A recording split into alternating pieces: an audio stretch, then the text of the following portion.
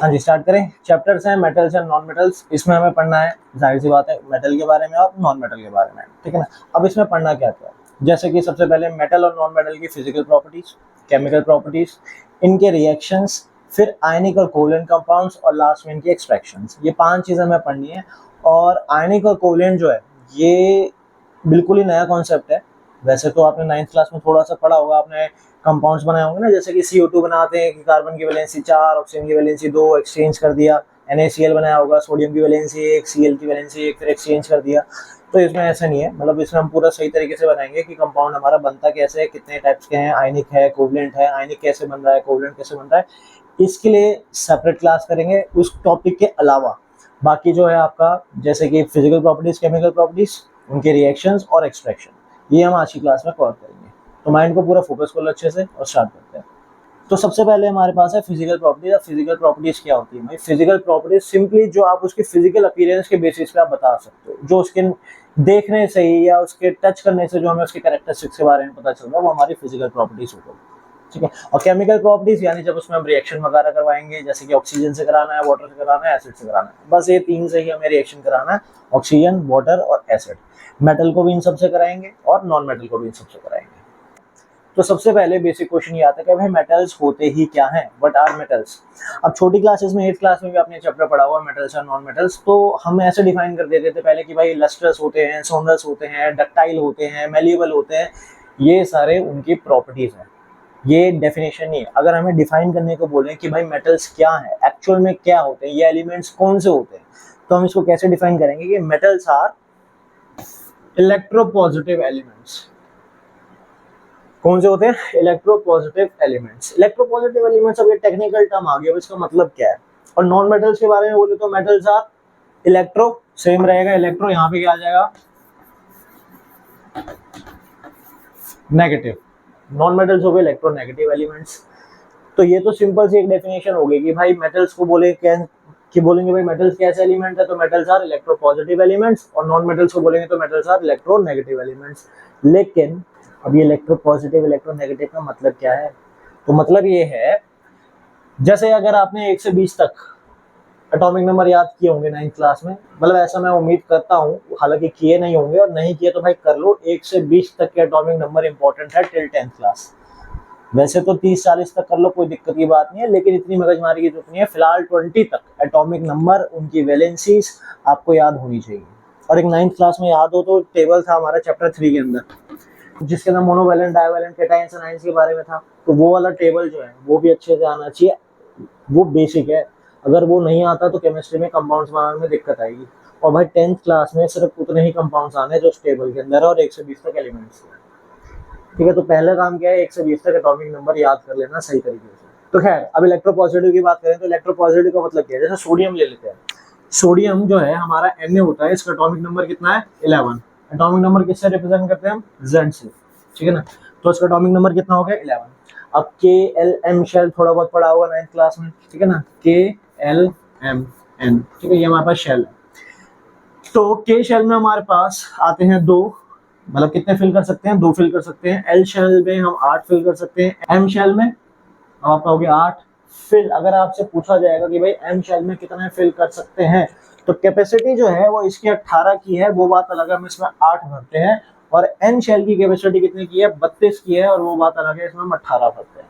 तो अगर straight forward question आपसे पूछा जाए कि भाई, ये 9th क्लास का है वैसे, आपसे पूछा जाए कि भाई K शेल में कितने इलेक्ट्रॉन्स भरते हैं, तो 2 है। L में कितने? 8। M में पूछे तो M की एक्चुअल कैपेसिटी बतानी है कितनी? 18 की है। और N में बोलेंगे तो कितने की है? 32 की है। भरते हुए M में कितने आ जाते हैं? 8, और इसमें 18।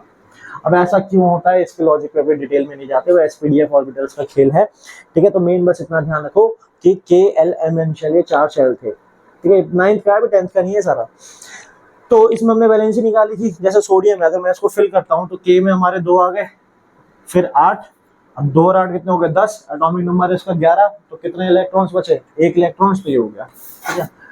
अब लॉ ऑफ ऑक्टेट क्या कहता है कि भाई ऑक्टेट यानी जिसका आउटर मोस्ट शेल है वो उसका कंप्लीटली फिल्ड होना चाहिए। भाई मैं फिर बोल रहा हूँ, ये सारा 9th क्लास का है, ये सब पता होना चाहिए तुम्हें, 10th का नहीं है ये। तो ऑक्टेट क्या है, आपका सारा कंप्लीट होना चाहिए। ऑक्टेट का मतलब क्या है, जो आउटर मोस्ट इलेक्ट्रॉन, जो आउटर मोस्ट शेल है वो आपका क्या होना चाहिए, कंप्लीटली फिल्ड होना चाहिए, ठीक है ना। अब लेकिन इसमें आउटर मोस्ट शेल में कितने हैं, एक इलेक्ट्रॉन है। कौन सा शेल है ये, एम शेल है, ठीक है ना। आने चाहिए इसमें 8, है इसमें 1। अब ये करे क्या, दो ऑप्शन हो जाते हैं इसके पास, या तो ये अपना एक इलेक्ट्रॉन दे सकता है। जब ये अपना एक इलेक्ट्रॉन दे देगा तो कितने हो गए, 2 और 8, यानी आउटर मोस्ट शेल में कितने आ गए, 8 पूरे हो गए। 8 की कैपेसिटी थी एल में और 8 ही है, इस तरीके से पूरे कर सकता है। या दूसरा ऑप्शन ये है कि भाई 7 इलेक्ट्रॉन वो ले ले। भाई 7 इलेक्ट्रॉन लेने के लिए इसे इतना ज्यादा रिएक्ट होना पड़ेगा अलग अलग एलिमेंट्स के साथ, तो वो पॉसिबल नहीं है। तो इसलिए सोडियम क्या करता है भाई, सीधा साधा अपना एक इलेक्ट्रॉन दे देता है। तो जैसे ये दे देता है, ये दानी बन जाता है, ये अच्छा बच्चा बन जाता है, इसके ऊपर क्या आ जाता है, हमारा पॉजिटिव चार्ज आ जाता है, ठीक है। कितना पॉजिटिव चार्ज, जितना इलेक्ट्रॉन दे रहा है। जैसे मैग्नीशियम ले लो, मैग्नीशियम कितना हो गया आपका, 282 हो गया, तो ये कितने इलेक्ट्रॉन देगा, 2 इलेक्ट्रॉन देगा, तो मैग्नीशियम पे कितना चार्ज आ जाता है, 2+ का आ जाता है। एल्यूमिनियम हो गया आपका 283 हो गया, तो एल्यूमिनियम कितने देगा, 3 लूज करेगा, तो उस पर 3 पॉजिटिव आ जाता है। तो भाई जो लूज कर रहा है, जो दे रहा है, वो दानी है, वो अच्छा बच्चा है, तो उस पर पॉजिटिव चार्ज आ जाएगा। तो सोडियम पे 1 पॉजिटिव चार्ज, मैग्नीशियम पे 2 पॉजिटिव चार्ज, एल्यूमिनियम पे 3 पॉजिटिव चार्ज। तो इसी को ही बोलते हैं हम इलेक्ट्रोपॉजिटिव नेचर, यानी इलेक्ट्रॉन्स देने के बाद उस पर क्या आ गया, पॉजिटिव चार्ज आ गया। तो ऐसे जो भी एलिमेंट हैं जो अपने इलेक्ट्रॉन्स दे देते हैं और उन पे पॉजिटिव चार्ज आ जाता है, उसको क्या बोलते हैं, इलेक्ट्रोपॉजिटिव एलिमेंट्स। और वो सारे कौन होते हैं, मेटल होते हैं। तो मेटल क्या है, metal are electropositive elements.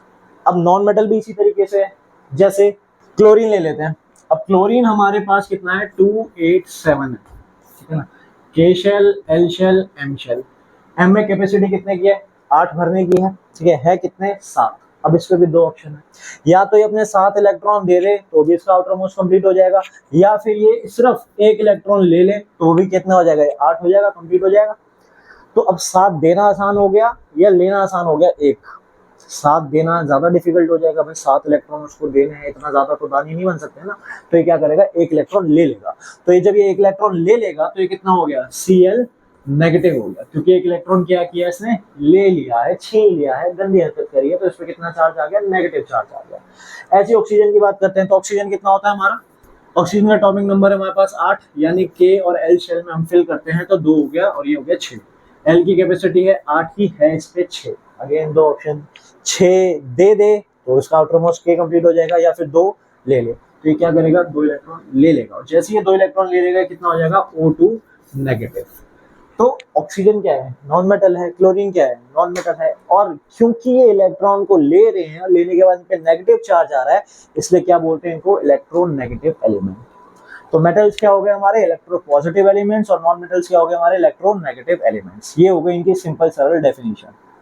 Clear है चीज, ठीक है। अब बात करते हैं इनकी फिजिकल प्रॉपर्टीज की। फिजिकल प्रॉपर्टीज वही घिसी पिटी जो आपने 8th क्लास में पहले पढ़ी होंगी, बस उसी को ही हमें पढ़ना है। और पढ़ना क्या है इसके अंदर, फिजिकल प्रॉपर्टीज में भी एक तो डिफाइन आना चाहिए, जो कि पूछते नहीं है, स्कूल में रटवाते हैं, बस पता होना चाहिए, लेकिन फिर भी लर्न कर लेना। एक तो डिफाइन आना चाहिए, लेकिन जो मेन करना है इसके अंदर, जो एमसीक्यूज में आ जाते हैं, वो है बेस्ट और एक्सेप्शन। जैसे डक्टिलिटी की बात करते हैं, पहली प्रॉपर्टी के आगे डक्टिलिटी आ गई। तो डक्टिलिटी का मतलब क्या है, ऐसी प्रॉपर्टी जिसके अंदर हम मेटल को थिन वायर के अंदर ड्रॉ कर सकते हैं, मतलब पतली पतली वायर तार बना सकते हैं उसकी।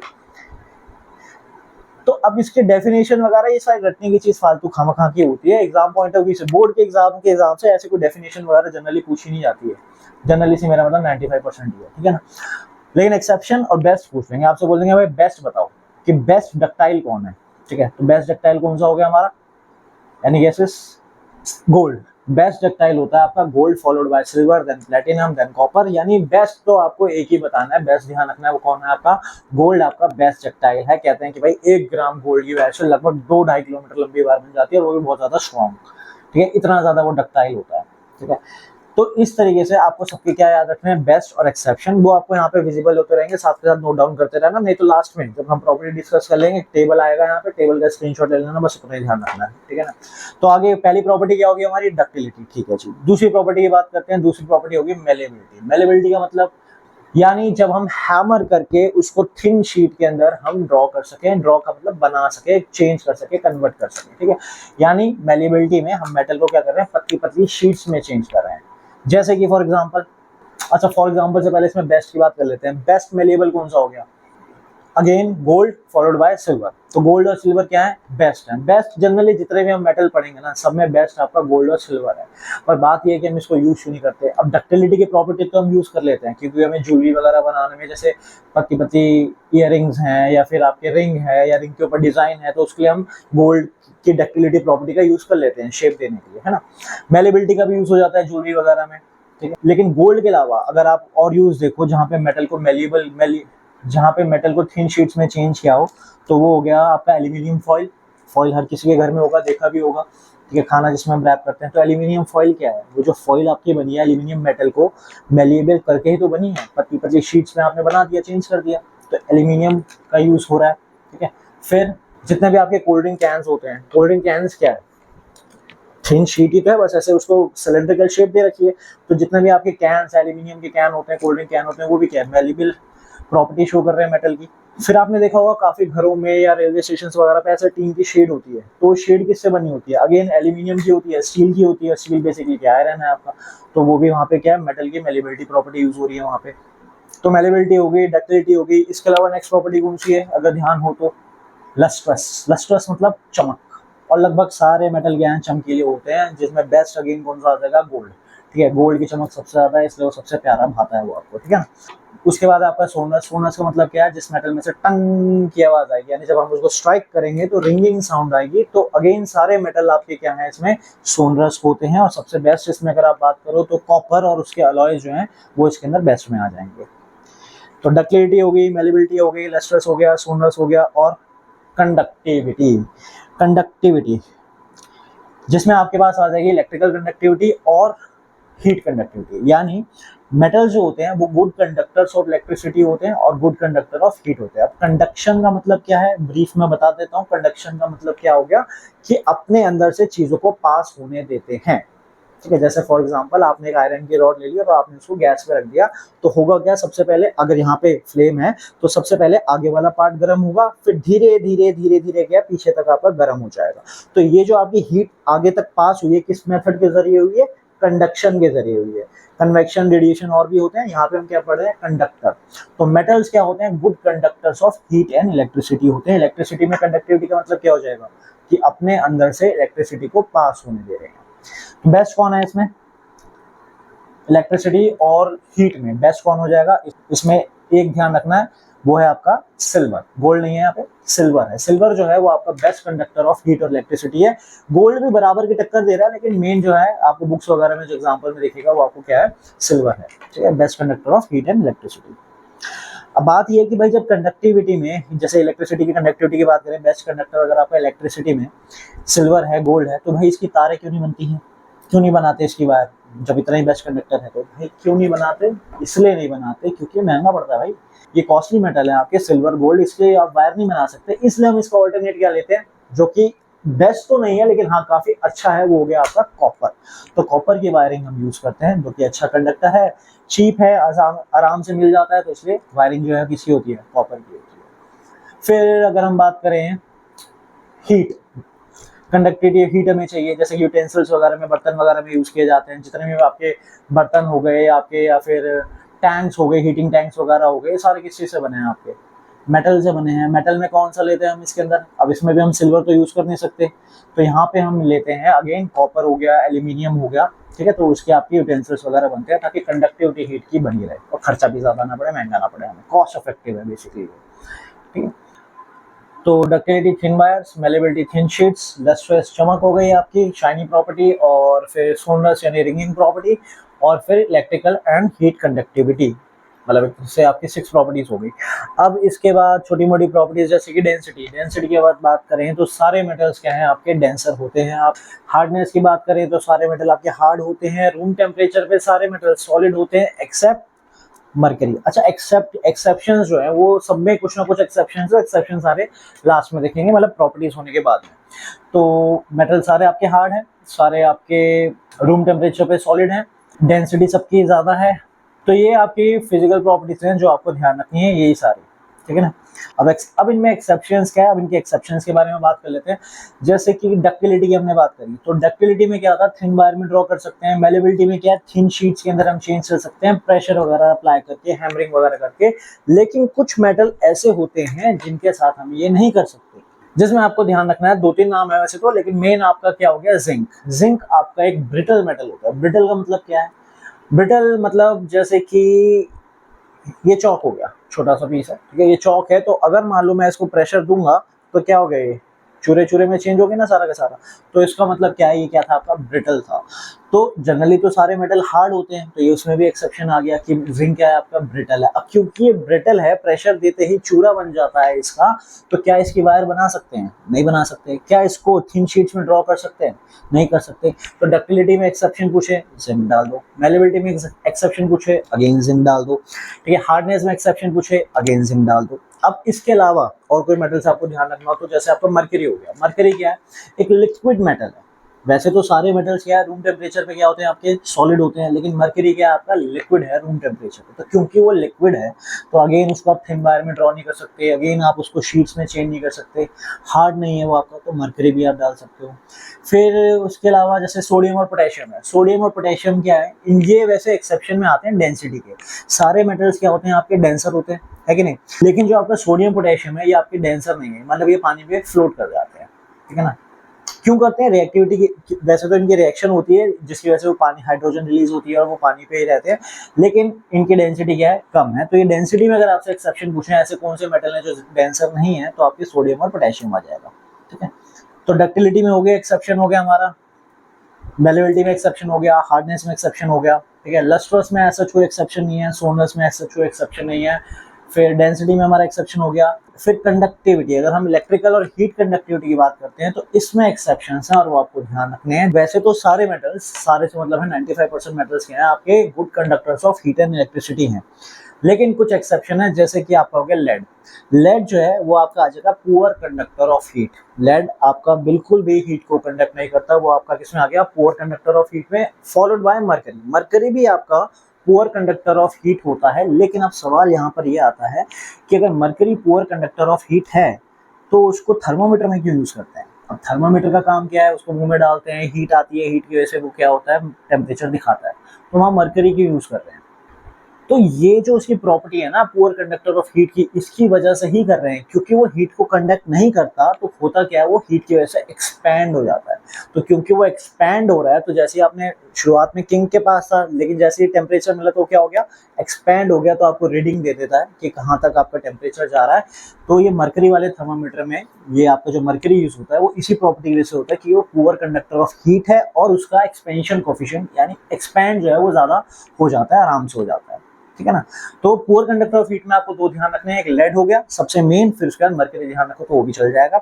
और पुअर कंडक्टर ऑफ इलेक्ट्रिसिटी में जो पुअरेस्ट से पुअरेस्ट है, जो बिल्कुल नहीं करता, वो आपका है बिस्मथ। लेकिन ये बुक्स वगैरह में, एनसीईआरटी वगैरह में आपको नहीं मिलता, लेकिन आपको ध्यान रखना हो तो ध्यान रख लेना, बिस्मथ है, पुअर कंडक्टर ऑफ इलेक्ट्रिसिटी है। मरकरी को भी पुअर कंडक्टर ऑफ इलेक्ट्रिसिटी में डाल सकते हैं, लेकिन जो आपके एनसीईआरटी में भी है वो आपको ध्यान रखना है, टंगस्टन। टंगस्टन इसलिए ध्यान रखना है क्योंकि इलेक्ट्रिसिटी चैप्टर जब हम पढ़ेंगे तो उसके अंदर जो इनकैंडेसेंट बल्ब होता है, उसका जो फिलामेंट होता है वो टंगस्टन से बना होता है। वो टंगस्टन से इसलिए बना होता है क्योंकि वो पुअर कंडक्टर ऑफ इलेक्ट्रिसिटी है। खैर वो डिटेल में बाद में पढ़ेंगे। तो मेन आपको पुअर कंडक्टर ऑफ इलेक्ट्रिसिटी में क्या ध्यान रखना है, टंगस्टन हो गया, बिस्मथ हो गया। क्लियर है ये चीज, मरकरी भी ध्यान रख सकते हो। तो ये सारे हमारे हो गए एक्सेप्शंस और मेटल्स की प्रॉपर्टीज हो गई, मेटल के एक्सेप्शन हो गए। अब बात करते हैं नॉन मेटल की। तो भाई जो भी हमने प्रॉपर्टी पढ़ी है ना, चाहे वो आपकी डक्टिलिटी है, चाहे वो मेलेबिलिटी है, सोनस है, लस्ट्रस है, नॉन मेटल इनमें से कोई भी प्रॉपर्टी शो नहीं करते, तभी वो नॉन मेटल्स है, क्योंकि वो मेटल की प्रॉपर्टी शो नहीं कर रहे भाई, इसलिए वो क्या है, नॉन मेटल्स है। लेकिन एक्सेप्शन हर जगह होती है, तो इनमें भी एक्सेप्शन है, और इनमें एक्सेप्शन ही हैं जो मेन ध्यान रखनी है। डेफिनेशन वगैरह बाद में जाए, मेन इनमें एक्सेप्शन ध्यान रखनी है नॉन मेटल्स में। जैसे कि सबसे पहले लस्ट्रस की बात करते हैं, तो आपसे पूछ लेंगे भाई ऐसा कौन सा नॉन मेटल है जो कि लस्ट्रस है, तो आपको ध्यान रखना है आयोडीन और डायमंड, ये दोनों आपको ध्यान रखना है, ठीक है। हालांकि डायमंड पे ये बोला जाता है कि भाई डायमंड की अपनी खुद की लाइट नहीं होती है, लस्ट्रस का मतलब क्या है, खुद की चमक होनी चाहिए, लेकिन डायमंड की क्या है, खुद की अपनी चमक नहीं होती, उस पर लाइट पड़ती है, रिफ्लेक्ट और रिफ्लेक्ट करती है, तो वो चमकता है। लेकिन 10th क्लास के अंदर ये दोनों एग्जाम्पल हैं, आयोडीन भी सही है और डायमंड भी सही है, तो दोनों आपके क्या है, लस्ट्रस नॉन मेटल है। एक एक्सेप्शन ये हो गया। फिर डक्टिलिटी में कोई एक्सेप्शन नहीं है, मेलेबिलिटी में कोई एक्सेप्शन नहीं है, कोई भी नॉन मेटल नहीं है डक्टाइल, कोई भी नॉन मेटल मेलेबल नहीं है। कंडक्टिविटी की अगर हम बात करें तो कंडक्टिविटी में जैसे कि मेटल सारे कंडक्टर हैं, गुड कंडक्टर ऑफ हीट और इलेक्ट्रिसिटी है, नॉन मेटल आपके गुड कंडक्टर्स ऑफ हीट और इलेक्ट्रिसिटी नहीं होते, यानी अपने अंदर से हीट और इलेक्ट्रिसिटी को पास नहीं होने देते। लेकिन एक्सेप्शन में, इलेक्ट्रिसिटी के एक्सेप्शन में जो आपको ध्यान रखना है वो ग्रेफाइट, और ग्रेफाइट बहुत कॉमनली यूज किया जाता है आपका इलेक्ट्रोड्स के अंदर। सेल के अंदर जो इलेक्ट्रोड होता है वहां पे वो किससे बना होता है, ग्रेफाइट का बना होता है। इवन कि हमारा जो इलेक्ट्रोलाइटिक सेटअप होता है जिसके अंदर हम एक कैथोड लेते हैं, कैनोड लेते हैं, तो वो भी हमारा किससे बना होता है, ग्रेफाइट से बना होता है। ठीक है, तो ग्रेफाइट आपका एक्सेप्शन आ जाएगा किसके अंदर, इलेक्ट्रिसिटी के, कि नॉन मेटल्स इलेक्ट्रिसिटी कंडक्ट नहीं करते, लेकिन एक्सेप्ट ग्रेफाइट, ग्रेफाइट करता है। ऐसी नॉन मेटल्स हीट को कंडक्ट नहीं करते। इसके अंदर भी अगर आपको एक्सेप्शन है तो एक्सेप्शन में आप डाल सकते हो डायमंड। डायमंड क्या है, गुड कंडक्टर ऑफ हीट होता है आपका। फिर लस्ट्रस का हो गया, कंडक्टिविटी का हो गया, और डेंसिटी, डेंसिटी की बात करें तो जनरली सारे मेटल ही आपके डेंसर होते हैं, नॉन मेटल आपके डेंसर नहीं होते। लेकिन इसमें भी एक्सेप्शन में आपके पास एक ही आ जाएगा, वन एंड ओनली आपका डायमंड। डायमंड क्या है, बहुत ज्यादा डेंसर होता है।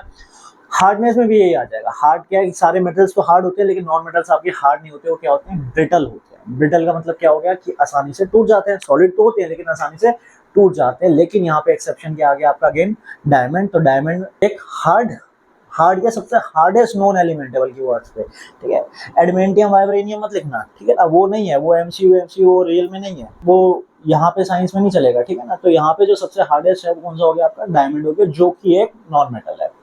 अच्छा, एक चीज रही मेल्टिंग और बॉइलिंग पॉइंट, वो हमने मेटल नॉन मेटल में भी नहीं डिस्कस करी। मेल्टिंग और बॉइलिंग पॉइंट जो होता है जनरली सारे मेटल्स का क्या होता है, बहुत ज्यादा होता है, यानी हाई टेम्परेचर पर मेल्ट होते हैं, हाई टेम्परेचर पे बॉयल होते हैं। लेकिन इसमें एक्सेप्शन आपके पास आ जाएगा गैलियम और सीसियम। ये ऐसे दो मेटल हैं, ये रूम टेम्परेचर पे ही मेल्ट हो जाते हैं। मतलब अगर आपने इनको पाम पे रखा, जनरली क्वेश्चन भी ऐसे आता है कि ऐसे कौन से मेटल है जिसको आप पाम पे रखोगे और वो आपका मेल्ट हो जाएगा, तो भाई वो कौन है, गैलियम और सीसियम। ये दो मेटल आपके एक्सेप्शन में आ जाएंगे मेटल्स के। और नॉन मेटल्स की बात करें तो नॉन मेटल्स का मेल्टिंग बॉइलिंग पॉइंट ज्यादा नहीं होता, लेकिन इसमें एक्सेप्शन अगेन आपका आ जाएगा डायमंड। डायमंड हर जगह एक्सेप्शन है नॉन मेटल्स में, ठीक है ना। तो डायमंड का बहुत ही ज्यादा होता है मेल्टिंग बॉइलिंग पॉइंट। अच्छा, फिर हमने मेटल्स में बात की थी कि मेटल्स जो है वो सॉलिड होते हैं रूम टेम्परेचर्स में, एक्सेप्ट फॉर मरकरी। मरकरी क्या था आपका, लिक्विड था रूम टेम्परेचर पे। यहाँ नॉन मेटल के अंदर, इसमें ये इंपॉर्टेंट है, यहाँ नॉन मेटल के अंदर आपको तीन चीजें ध्यान रखनी है कि नॉन मेटल जो है वो सॉलिड फॉर्म में भी एग्जिस्ट करते हैं, लिक्विड में भी करते हैं, और गैशियस फॉर्म में भी एग्जिस्ट करते हैं रूम टेम्परेचर पे। और दो दो एग्जांपल ध्यान रख लेना। जैसे ये सॉलिड में जो आपका मेटल हो गया, जैसे कि सॉलिड में जो आपका नॉन मेटल हो गया वो हो गया आपका कार्बन हो गया, सल्फर हो गया, ये क्या है, नॉन मेटल है, सॉलिड फॉर्म में भी एग्जिस्ट करते हैं। ठीक है, फिर लिक्विड में आपके पास एक ही एक लौता लिक्विड नॉन मेटल, वो है आपका ब्रोमीन। ठीक है, फिर गैशियस फॉर्म में, गैशियस में आपके पास होगी नाइट्रोजन होगी, ऑक्सीजन होगी, हाइड्रोजन होगी, ये सारे क्या है, गैशियस फॉर्म है। यानी नॉन मेटल सॉलिड में भी एग्जिस्ट कर सकते हैं, लिक्विड में भी कर सकते हैं, और गैशियस फॉर्म में भी कर सकते हैं एट रूम टेम्परेचर। लेकिन मेटल सारे क्या है, सॉलिड ही होते हैं रूम टेम्परेचर पे एक्सेप्ट फॉर मरकरी। तो ये सारी कुल मिला के आपकी प्रॉपर्टीज हैं मेटल्स और नॉन मेटल्स की, जो कि आपको ध्यान रखनी है। डेफिनेशन कर लो, ठीक है, चल जाएगा, नहीं तो बेस्ट और एक्सेप्शन तो करने ही करने हैं।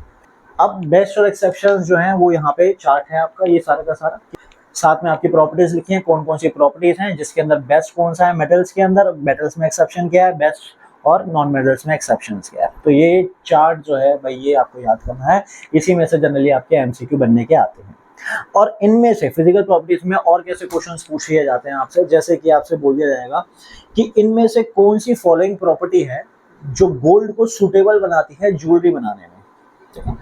अब भाई गोल्ड हो गया मेटल, अब सारी प्रॉपर्टीज उसमें डाल रखी होंगी मेटल की, जैसे कि हाई डेंसिटी ज्यादा है, या डक्टाइल है, मेलेबल है, लस्ट्रस है, हार्ड है, इस टाइप से सारी प्रॉपर्टी डाल रखी होंगी। आपको छांटनी है जो मेन पर्पस क्या है, ज्वेलरी बनाने के लिए यूज की जा रही है।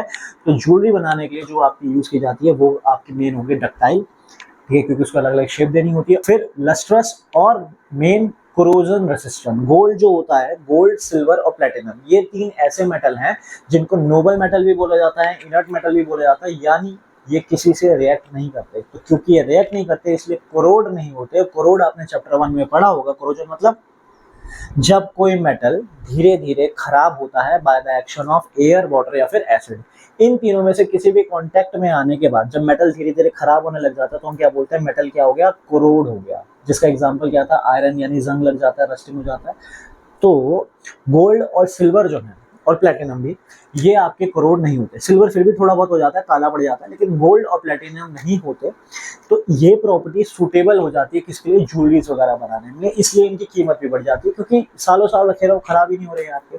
तो चमक, लस्ट्रस, डक्टिलिटी, कैसी भी शेप दे सकते हैं, और कोरोजन रेसिस्टेंस, इनमें से कोई भी ऑप्शन का कॉम्बिनेशन दिखे उस पर आप टिक लगा देना, ठीक है। फिर ऐसे ही एल्यूमिनियम का आ जाएगा कि बर्तन बनाने के लिए यानी यूटेंसिल्स बनाने के लिए एल्यूमिनियम की कौन सी प्रॉपर्टी यूज की जाती है। अब उस बर्तन बनाने के लिए हमें लस्टर से लेना देना नहीं है, सोना से लेना देना नहीं है, डेंसिटी से लेना देना नहीं, किससे लेना देना है, मेलेबिलिटी से। मेलेबल थिन शीट्स में चेंज कर सकते हैं। अगेन ये भी कोरोजन रेसिस्टेंट होता है। कैसे होता है ये कोरोजन रेसिस्टेंस, इसका डिटेल में आगे कोरोजन का पूरा टॉपिक हमें मेटल नॉन मेटल कवर करना है। एल्यूमिनियम का सीन ये है कि एल्यूमिनियम ऑक्सीजन के कांटेक्ट में आता है तो कोरोड हो जाता है, उसके ऊपर लेयर आ जाती है एल्यूमिनियम ऑक्साइड की, व्हाइट कलर की।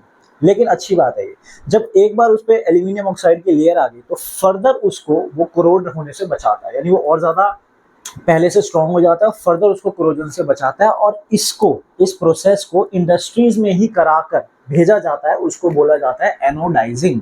यानी एल्यूमिनियम पे, इंडस्ट्री के अंदर ही एल्यूमिनियम पे हम लेयर चला देते हैं ऑक्सीजन की, ऑक्साइड, एल्यूमिनियम ऑक्साइड की, जिसकी वजह से वो कोरोजन रेसिस्टेंट बन जाता है। और यूटेंसिल्स वगैरह में ये चीज जो है हमारे लिए बेनिफिशियल रहती है, ये प्रॉपर्टी उसकी, ठीक है ना। मेलेबिलिटी एक प्रॉपर्टी है, ये आपकी एक प्रॉपर्टी है, और जो प्रॉपर्टी है वो है गुड कंडक्टर ऑफ हीट। तो जहां भी कॉम्बिनेशन देखो, गुड कंडक्टर ऑफ हीट यानी हीट अच्छे से कंडक्ट कर पा रहा है, मेलेबल है, शेप दे सकते हैं हम उसको, कोई भी हैमर करके सॉस पैन बनाना है, फ्राई पैन बनाना है, कटोरी बनानी है, ग्लास बनानी है, कुछ भी करना है, ठीक है ना।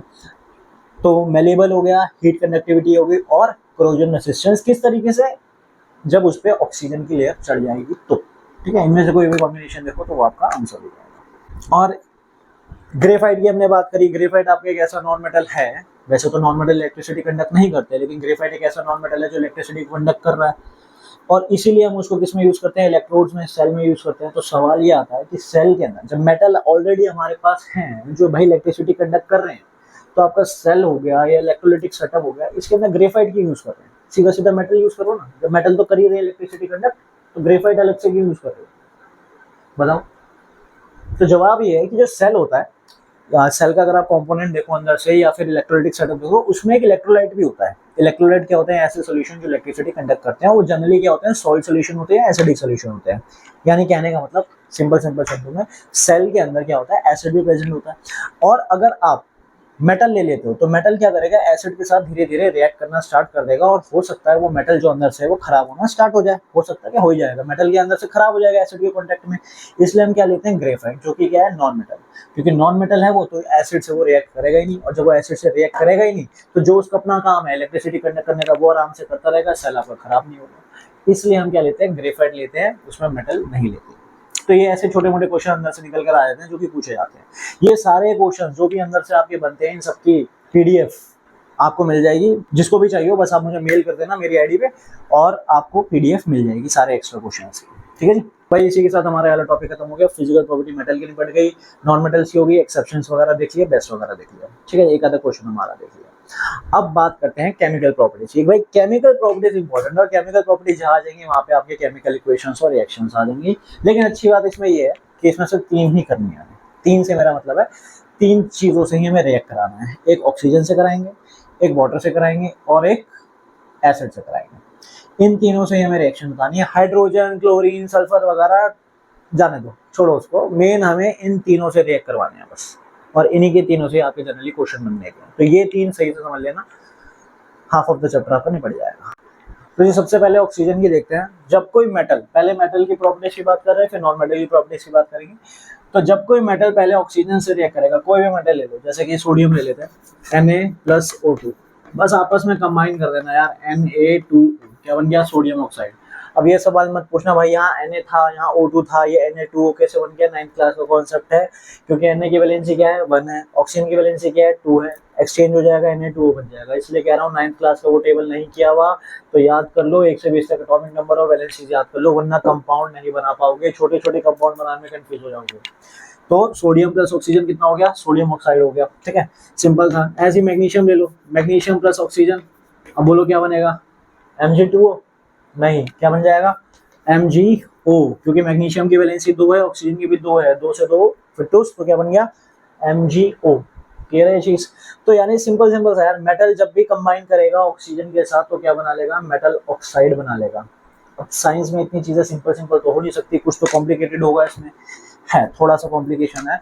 अब ये पूछेंगे भाई मेटल ऑक्साइड जो ये बना रहा है, अब जैसे कैल्शियम है, calcium plus oxygen calcium oxide हो गया, aluminium plus oxygen aluminium oxide हो गया, सब बनाएंगे ऑक्साइड ही, कोई दिक्कत की बात नहीं है। लेकिन पूछा ये जाएगा, लाइट पूछा ये जाएगा कि भाई जो आपके मेटल ऑक्साइड है उनका नेचर कैसा होता है। नेचर का मतलब क्या, अच्छे हैं बुरे हैं कैसे हैं, नेचर का मतलब यहाँ पे हो गया एसिडिक या बेसिक। तो इनका जो नेचर होता है, जितने भी हमारे मेटल ऑक्साइड होते हैं ये सारे होते हैं बेसिक इन नेचर।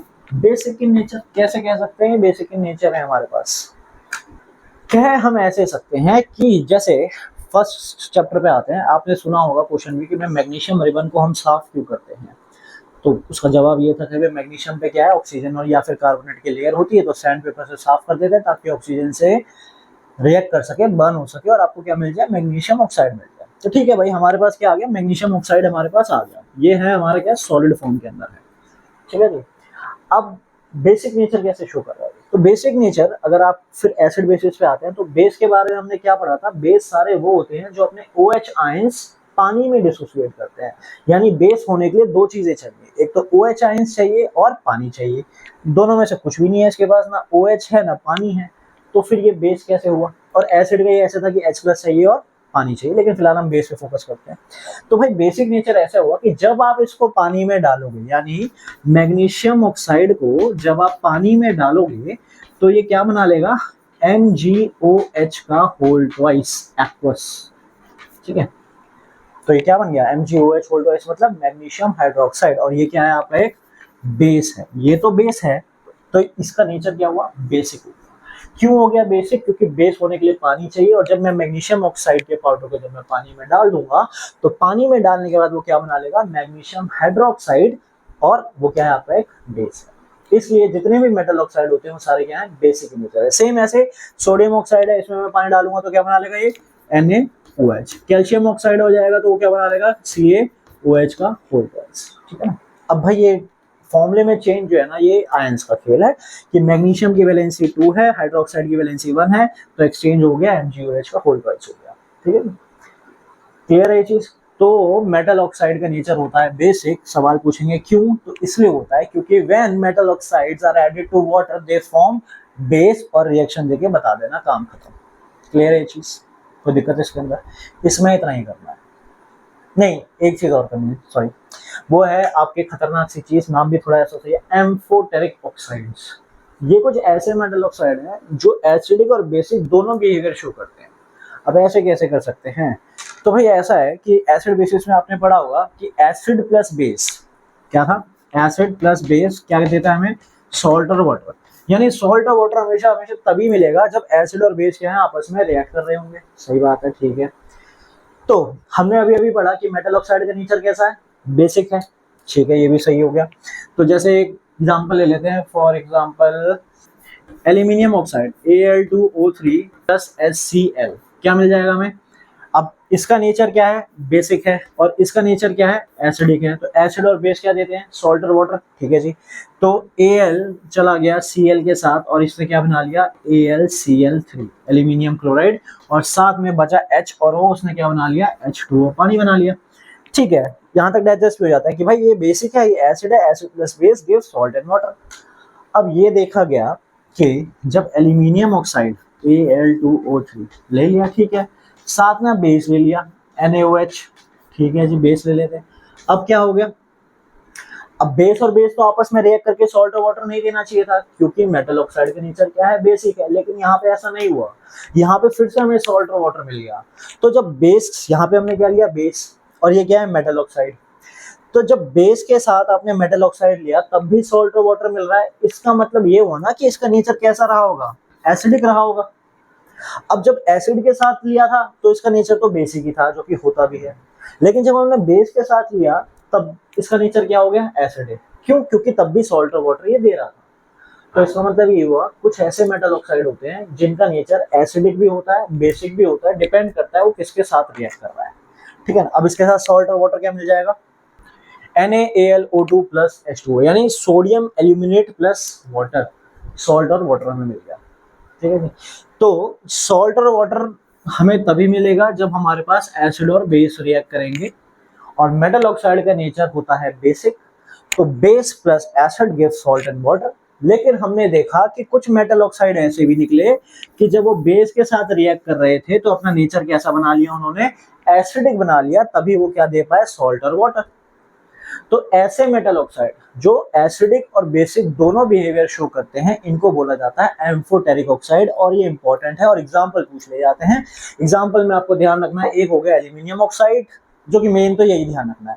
इसके अलावा ज्यादा से ज्यादा रख सको तो जिंक ऑक्साइड, वो भी आपका क्या है, एम्फोटेरिक है। आयरन ऑक्साइड, वो भी आपका एम्फोटेरिक है, लेकिन इतने ज्यादा नहीं करने, मेन जो पूछे जाने हैं वो एल्यूमिनियम वाले है।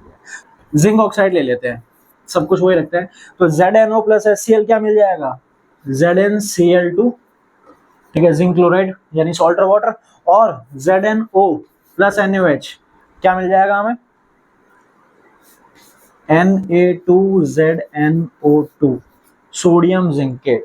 तो भाई पहले हमारे पास आया था NaAlO2, सोडियम एल्यूमिनेट, और ये जिंकेट। तो जितने भी 8 वाले सॉल्ट हैं भाई वो सारे आपके इंपॉर्टेंट हैं। और एम्फोटेरिक ऑक्साइड में जो मेन आपको एग्जांपल ध्यान रखना है वो एल्यूमिनियम ऑक्साइड का है, दूसरा ध्यान रखो तो जिंक ऑक्साइड का है।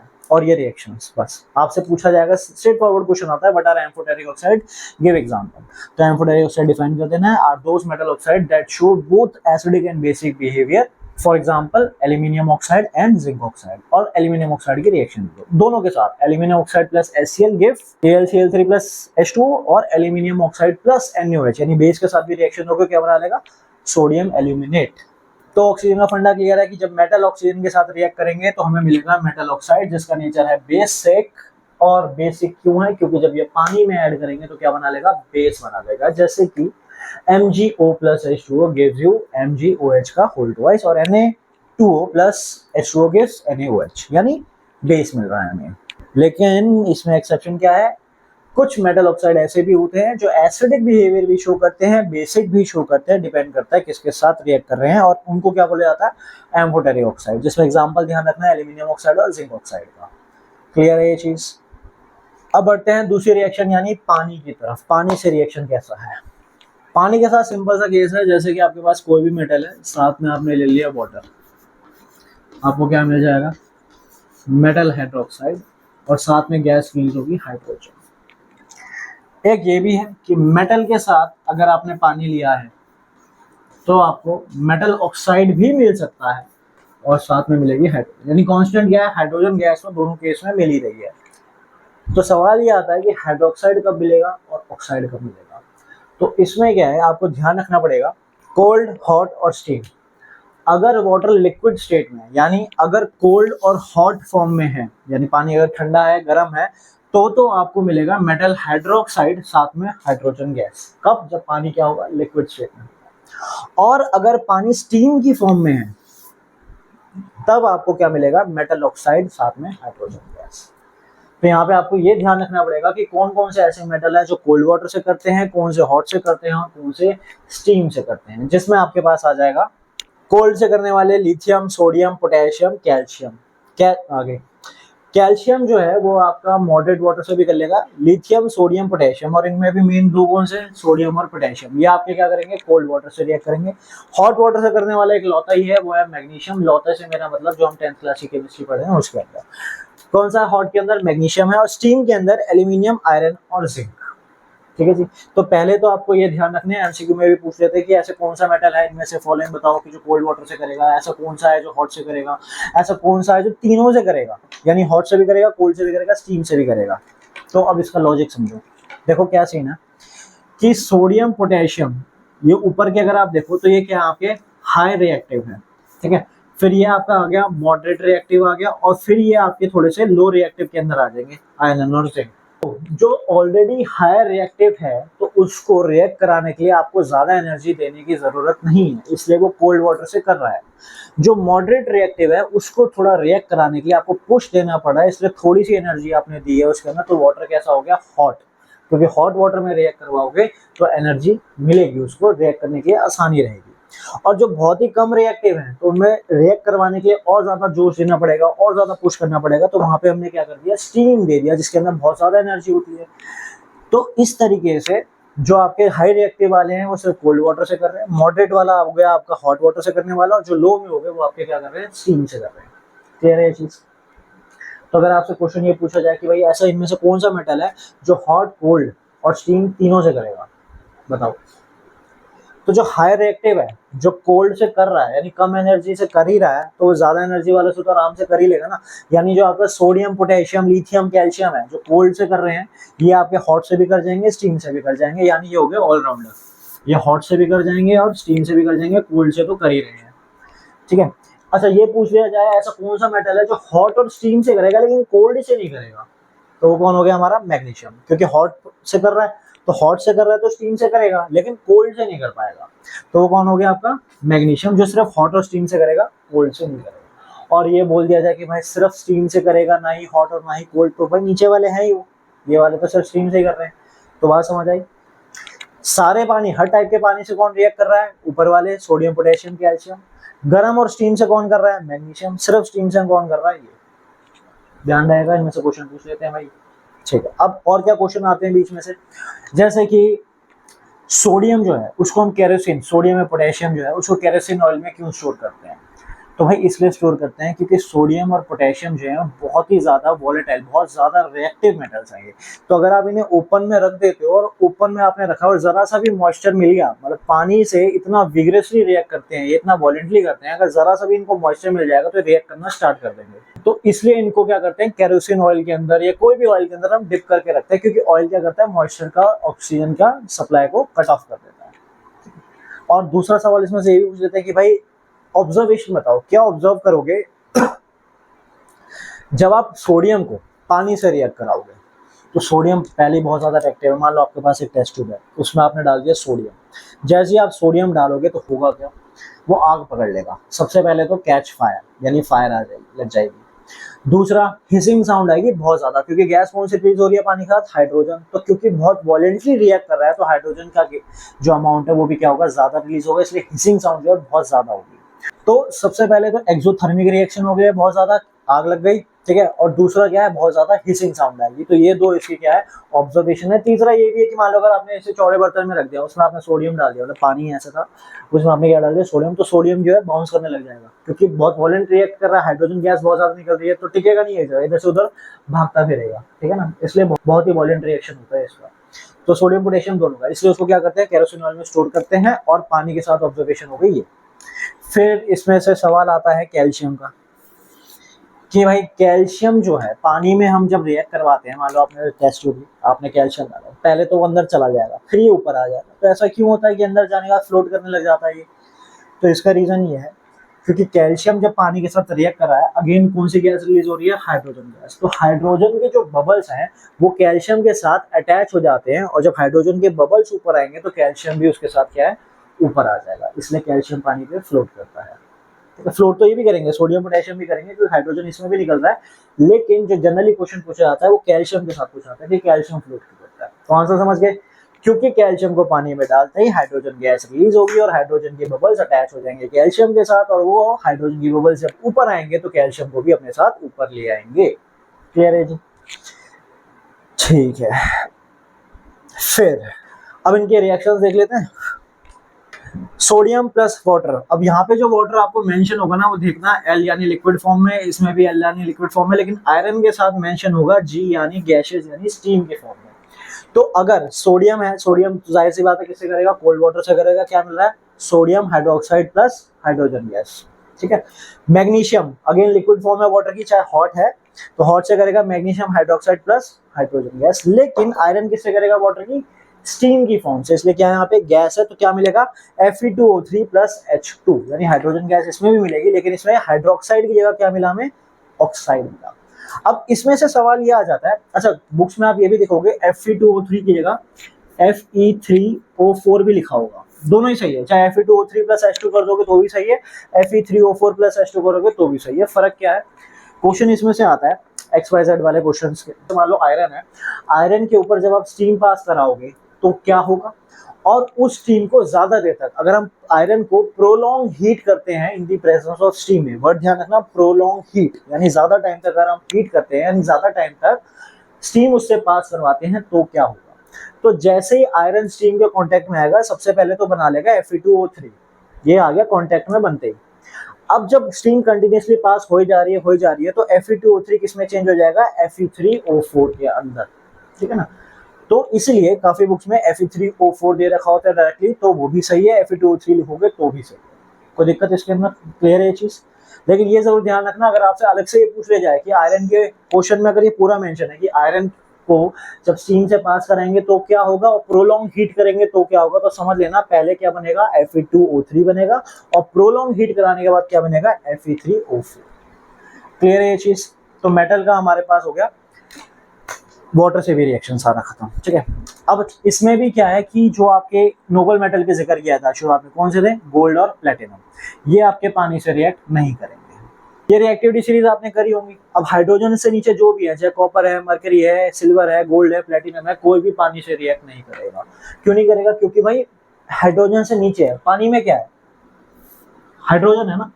तो हाइड्रोजन को हटाने के लिए उससे ज्यादा रिएक्टिव एलिमेंट होना चाहिए, उससे ज्यादा रिएक्टिव एलिमेंट होगा तो ही तो हाइड्रोजन को उसके कंपाउंड में से डिस्प्लेस कर पाएगा।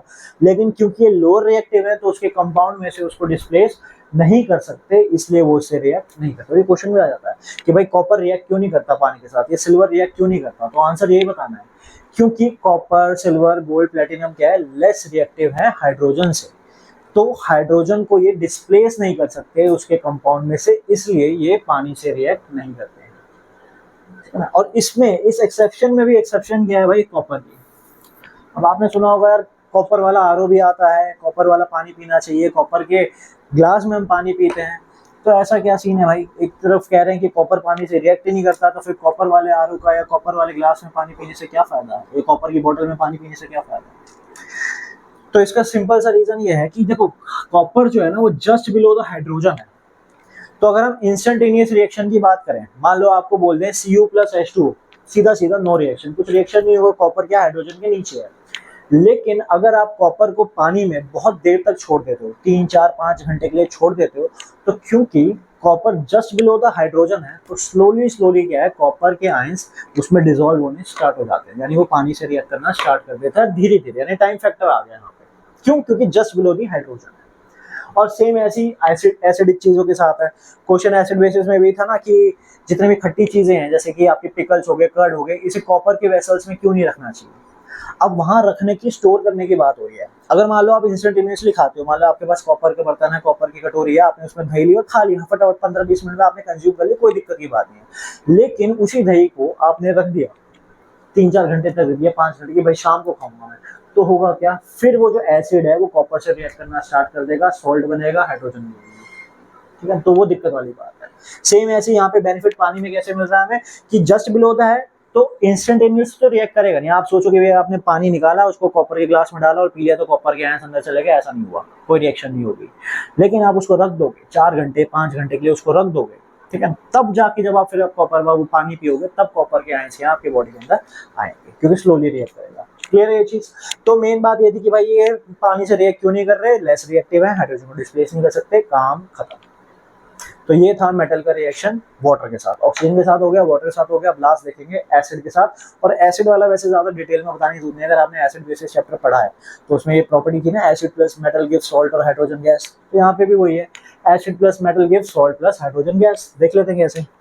कोई भी मेटल हो, कोई भी एसिड हो, साथ में क्या मिलना? सॉल्ट और हाइड्रोजन गैस। जैसे कि जिंक प्लस HCl, तो क्या बन जाएगा आपका? जिंक और क्लोरीन एक साथ हो जाएंगे, हाइड्रोजन आपकी रिलीज हो जाएगी, ये बन गया ZnCl2 plus H2। Magnesium plus H2SO4, अब इसमें क्या होगा? Mg और SO4 एक साथ हो जाएंगे,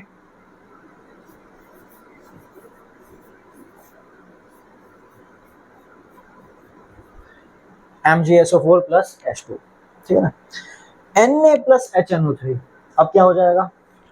हो जाना चाहिए NaNO3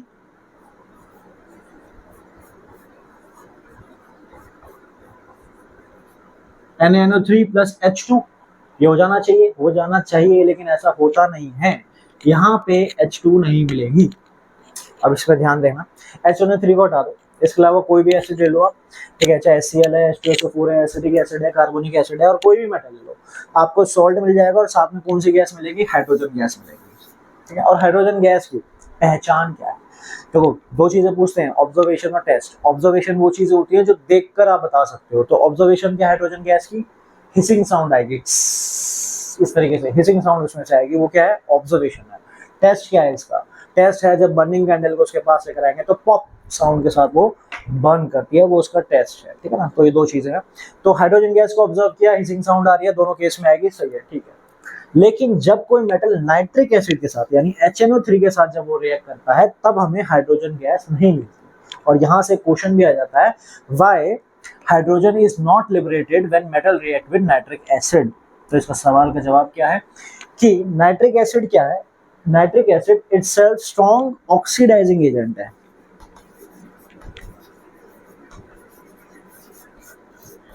क्या है, ऑक्सीडाइजिंग एजेंट है। तो होता क्या है, जैसी Na सोडियम यानी HNO3 में HNO3 है, सोडियम डाला, तो जैसी हाइड्रोजन रिलीज होने लगी, तो क्योंकि ये स्ट्रॉन्ग ऑक्सीडाइजिंग एजेंट है, यानी क्या करेगा, अपनी ऑक्सीजन दे देगा। तो जैसी हाइड्रोजन लिबरेट हुई, इसने फटाफट से अपनी ऑक्सीजन दे दी, और ये क्या बन गया, H2O, यानी हाइड्रोजन का क्या बन गया, पानी, और इटसेल्फ यानी खुद रिड्यूस हो जाता है किसके अंदर, NO2 नाइट्राइट्स के अंदर। NO2 बन सकता है, N2O बन सकता है, NO बन सकता है, डिपेंड करता है मेटल कौन सा है। सोडियम के साथ क्या बनेगा, NO2 नाइट्रोजन डाइऑक्साइड।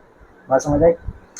तो हाइड्रोजन गैस क्यों नहीं मिल रही नाइट्रिक एसिड के साथ, आंसर है कि nitric acid is itself strong oxidizing agent, यानी खुद ही बहुत ज्यादा स्ट्रॉन्ग ऑक्सीडाइजिंग एजेंट है। जैसे ही हाइड्रोजन लिबरेट होती है, अपनी ऑक्सीजन फटाक से देके क्या बना लेगा, वाटर बना लेगा, और खुद नाइट्रेट्स और नाइट्राइट्स में रिड्यूस हो जाएगा। तो ये इसकी रिएक्शन है, Na plus HNO3 NaNO3 plus H2O plus NO2। Clear है।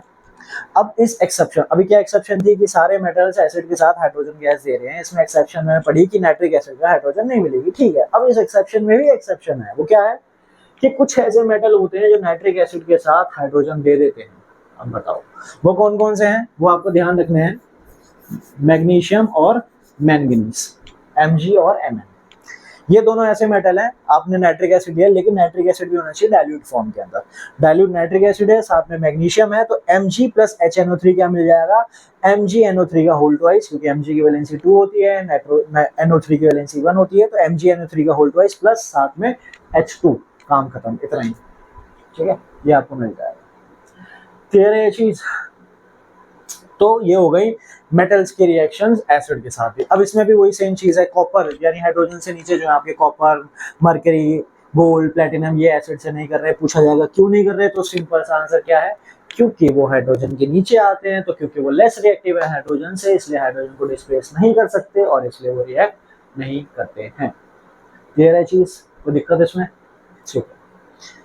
तो मेटल्स में केमिकल प्रॉपर्टीज में बस इतना ही करना है, इसके अलावा कुछ नहीं करना, ठीक है ना।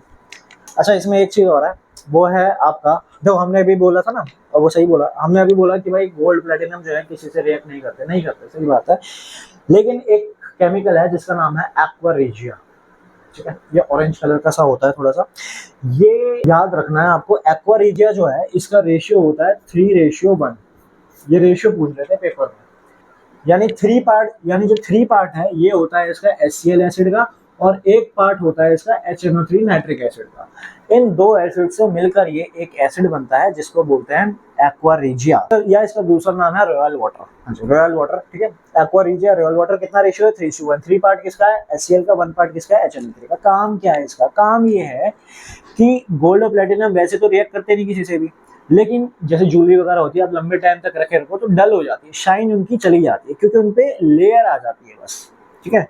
ऑक्साइड की, कार्बोनेट की हल्की सी उस पर लेयर आ जाती है, रिएक्ट नहीं कर रहे बस हल्की सी, क्योंकि टाइम भी है, बहुत लंबे टाइम तक आपने रखा हुआ है, यूज नहीं कर रहे हो, तो उस पर वो डलनेस आ गई, ठीक है। अब उस डलनेस को हटाने के लिए, यानी उस लेयर को हटाने के लिए क्या करते हैं हम, ज्वेलर के पास लेके जाएंगे, वो क्या करेगा, एक सॉल्यूशन में डिप करेगा, जैसे डिप करके बाहर निकलेगा, चमकता वो गोल्ड आपके पास वापस आ जाएगा। अब ये चमक वापस किसकी वजह से आई, एक्वा रेजिया की वजह से, क्योंकि गोल्ड और प्लेटिनम किसी से रिएक्ट नहीं करते सिवाय किसके, एक्वा रेजिया के। इसीलिए जब आप जाओ ज्वेलरी को साफ कराने के लिए, पहले तो वजन करवा लो, पॉइंट का 0.3 तक, मतलब पॉइंट डेसिमल के बाद ना 3 प्लेसेस तक का पूरा एग्जैक्ट वजन होना चाहिए, वो करवा लो, ताकि जब वो करके दे, साफ करके दे बिल्कुल एग्जैक्टली, क्योंकि होता क्या है इसमें गोल्ड और प्लेटिनम डिसॉल्व हो जाते हैं, इतना ज्यादा स्ट्रॉन्ग एसिड होता है कि गोल्ड और प्लेटिनम भी क्या हो जाते हैं, डिसॉल्व हो जाते हैं। तो वो जब डिप करेगा, बाहर निकालेगा सोल्यूशन में से, तो थोड़ा बहुत तो डिसॉल्व हो जाएगा, वेट में फर्क आ जाएगा, तो फिर जब बाद में चेक कराओगे तो जो डिफरेंस है वो आपको मिल सके, वरना तो उनकी मौज आ जाएगी और आपका चला जाएगा थोड़ा सा अमाउंट ऑफ गोल्ड।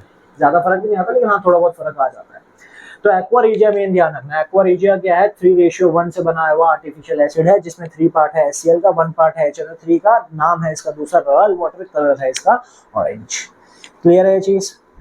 ठीक है। इसी के साथ मेटल का तो पूरा पार्ट कंप्लीट हो गया, फिजिकल प्रॉपर्टी भी होगी, केमिकल प्रॉपर्टी होगी। अब बात करते हैं नॉन मेटल की, और नॉन मेटल में कुछ नहीं है। नॉन मेटल में बस ऑक्सीजन से रिएक्ट करवाएंगे।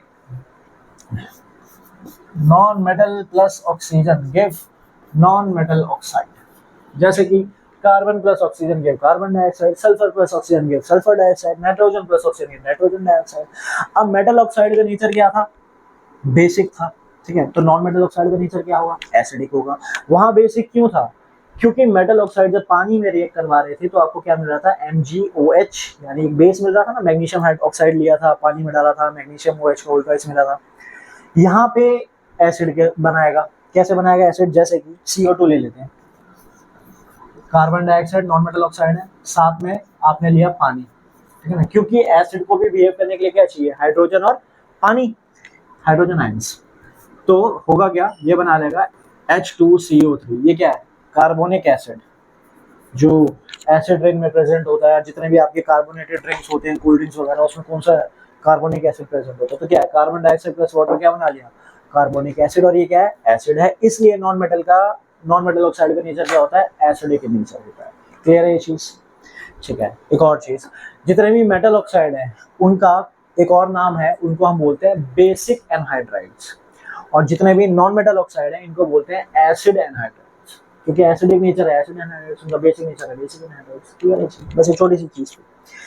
तो नॉन मेटल में एक रिएक्शन है, और अच्छी बात यह है नॉन मेटल ना ही पानी से रिएक्ट करेंगे ना ही एसिड से रिएक्ट करेंगे, इसलिए हमें पढ़ना ही नहीं। ना ही वो पानी से रिएक्ट करते हैं, ना ही वो एसिड से रिएक्ट करते हैं। अब भाई ऐसा क्यों नहीं कर रहे रिएक्ट? क्या दुश्मनी है, क्या दिक्कत है उनसे? क्यों खफा हो गए हैं जो उससे रिएक्ट नहीं कर रहे? खफा होने की बात नहीं है, बात थोड़े साइंस के लॉजिक की है। नॉन मेटल्स क्या थे? जैसे हमने क्लोरीन लिया 287,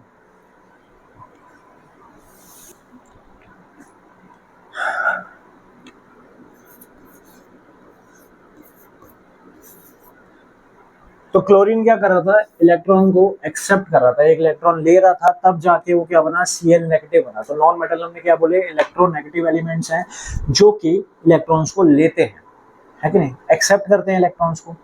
अब ये पानी से रिएक्ट क्यों नहीं कर रहा है? इसके लिए समझते हैं कि मेटल पानी से कैसे रिएक्ट कर रहा है। जैसे कि अगर मैंने सोडियम लिया है Na, ठीक है, और यहाँ पे क्या ले लिया? H2O ले लिया, तो हो क्या रहा है इस वाले केस में? जो ये है आपका वाटर है, ये आपका क्या है? H प्लस और OH नेगेटिव है, ठीक है, और सोडियम क्या है? Na पॉजिटिव है। वाटर आपका क्या है? H प्लस OH नेगेटिव, और सोडियम क्या है आपका? Na positive. अब क्योंकि ये आपका क्या है? डोनेटर ऑफ इलेक्ट्रॉन, यानी ये अपने इलेक्ट्रॉन्स को क्या करता है? डोनेट करता है, देता है, ठीक है, लूज करता है। तो ये क्या कर रहा है? सोडियम जो है वो अपने इलेक्ट्रॉन को दे रहा है हाइड्रोजन को यहाँ से रिमूव कराने के लिए। हाइड्रोजन क्या यहाँ से रिमूव हो रहा है? क्यों रिमूव हो पा रहा है? क्योंकि सोडियम क्या कर रहा है? अपने इलेक्ट्रॉन्स को डोनेट कर रहा है, ठीक है। जब वो डोनेट कर देगा तो क्या बन जाएगा? ये Na पे पॉजिटिव चार्ज आ जाएगा, और OH क्या है आपका? नेगेटिव है, और ये क्या बना लेता है? NaOH। यानी मेटल ने क्या किया? अपने इलेक्ट्रॉन दिए, ठीक है, जिसकी वजह से पानी में से हाइड्रोजन आपका निकल पाया। क्योंकि अगर हाइड्रोजन जाएगा, H प्लस जाएगा, तो उसके कोई पॉजिटिव आना चाहिए ना वहाँ पे। तो सोडियम आ रहा है, सोडियम अपने इलेक्ट्रॉन दे रहा है, देने के बाद पॉजिटिव चार्ज बना रहा है, तो वहाँ पे क्या आ गया? सोडियम आ गया और हाइड्रोजन वहाँ से चला गया, ठीक है। इसलिए मेटल पानी से रिएक्ट कर पा रहा था। अब नॉन मेटल का सीन क्या है? नॉन मेटल खुद ही एक्सेप्टर ऑफ इलेक्ट्रॉन है, यानी खुद ही उनके पास इलेक्ट्रॉन की कमी है। तो जब खुद ही उनके पास इलेक्ट्रॉन की कमी है तो वो अपने इलेक्ट्रॉन्स दे नहीं सकते। अब हाइड्रोजन जो H प्लस है उसको निकालने के लिए यहाँ पे प्लस वाला होना चाहिए, और नॉन मेटल तो प्लस बन नहीं सकते, क्योंकि प्लस का मतलब इलेक्ट्रॉन्स देने पड़ेंगे। वो क्या बनते हैं? नेगेटिव, क्योंकि उनके पास इलेक्ट्रॉन की कमी होती है। तो भाई जब नॉन मेटल खुद ही एक्सेप्टर ऑफ इलेक्ट्रॉन्स हैं तो वो कैसे हाइड्रोजन को डिस्प्लेस कर पाएंगे? तो इसी वजह से वो हाइड्रोजन को डिस्प्लेस नहीं कर पाते, और ना ही पानी से रिएक्ट करेंगे, ना ही एसिड से करेंगे, क्योंकि एसिड में भी H प्लस होते हैं। समझे बात को? तो सीधा सीधा आंसर क्या हो गया कि भाई नॉन मेटल्स खुद क्या है? एक्सेप्टर ऑफ इलेक्ट्रॉन्स हैं। वो अपने इलेक्ट्रॉन्स नहीं दे सकते एसिड को, क्योंकि एसिड में क्या है?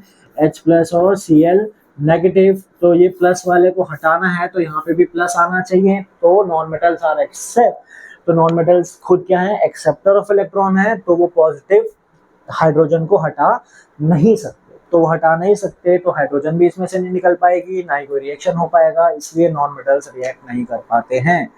क्लियर है बात, कोई दिक्कत इसके अंदर? ठीक है, तो इसी के साथ हमारी मेटल्स की और नॉन मेटल्स की केमिकल प्रॉपर्टीज खत्म होती है। इसके अलावा क्लोरीन, फ्लोरीन, हाइड्रोजन वगैरह एक्स्ट्रा झपाटा कुछ नहीं करना, बस ये तीन मेन है, ऑक्सीजन, वाटर और एसिड। इनमें जो जो एक्सेप्शन, जो जो क्वेश्चंस आए वो आपको करते रहने हैं। यहाँ तक जितने भी एक्स्ट्रा क्वेश्चंस आपके बनते हैं और प्रीवियस ईयर जितने भी अब तक आए हुए हैं, अगर आपको चाहिए तो मुझे मेल कर देना, आपको पीडीएफ फॉर्म में मिल जाएगी। अब यहाँ तक मैं सोच रहा था अकरेंस भी, मैं सोच रहा था एक्सट्रैक्शन भी करवा दूं, लेकिन ये ज़्यादा लंबा हो जाएगा, इतना झेल नहीं पाओगे। फिलहाल जो हमने किया मेटल्स की केमिकल प्रॉपर्टी और फिजिकल प्रॉपर्टी, ये दोनों अच्छे से कर लो। जितने भी क्वेश्चंस इसके अंदर बने हैं, जितने क्लास में भी डिस्कस किए हैं, सारे topic best exceptions physical property के अंदर, डेफिनेशन चाहो तो, और केमिकल प्रॉपर्टी में ऑक्सीजन, वाटर, एसिड के साथ रिएक्शन मेटल्स का और नॉन मेटल्स का भी। नॉन मेटल में तो बस ऑक्सीजन है, कौन बेसिक ऑक्साइड है, कौन एसिडिक ऑक्साइड है, कौन एम्फोटेरिक ऑक्साइड है, और वो क्यों है रीजन के साथ, और कौन सा एसिड हाइड्रोजन गैस नहीं देता, इस टाइप के क्वेश्चन जो हैं वो सारे आपको करने हैं, इंपॉर्टेंट है। तो समझ गए भाई, चैप्टर 1/3 ऑफ द चैप्टर हो गया आपका, ठीक है ना। 2/3 हो जाएगा नेक्स्ट क्लास के अंदर जब हम एक्सट्रैक्शन कर लेंगे, और पूरा कंप्लीट होगा जब आयनिक और कोवलेंट बॉन्ड करेंगे, ठीक है। तो मतलब 3 पार्ट बन जाएंगे। तो फिलहाल इतना करो, अच्छे से समझो, ठीक है, और ध्यान से सुनने की कोशिश किया करो भाई। जो क्लास में बताया जा रहा है, जो बोला जा रहा है लेक्चर में, ध्यान से सुनने की कोशिश करो। और अगर आपको लगता है कि भाई सर स्पीड थोड़ी ज़्यादा जा रही है, थोड़ा स्लो करके आराम से हौले हौले बताओ, तो कमेंट्स में मुझे बता देना, कोशिश करेंगे अगली बार स्पीड थोड़ी नॉर्मल रखें अगर हो पाए तो। बाकी आई होप समझ आ जाना चाहिए, इतना डिफिकल्ट है नहीं। ये जो आपने पढ़ा है सारा छोटी क्लास का था, बस इसमें थोड़ी थोड़ी चीज़ें ऐड ऑन होकर 10th क्लास में आई हैं। तो केमिकल और फिजिकल प्रॉपर्टीज अच्छे से कर लो, उसके बाद फिर हम करेंगे एक्सट्रैक्शन। एक्सट्रैक्शन में भी किसी बेटे कुछ क्वेश्चन है जो आपको करना है, हायर रिएक्टिव की एक्सट्रैक्शन, मॉडरेट की, लोअर की। चलो खैर, जब वो स्टार्ट करेंगे तब की देखेंगे। फिलहाल यहाँ तक अच्छे से करो, नेक्स्ट लेक्चर में मिलेंगे। आडियोस।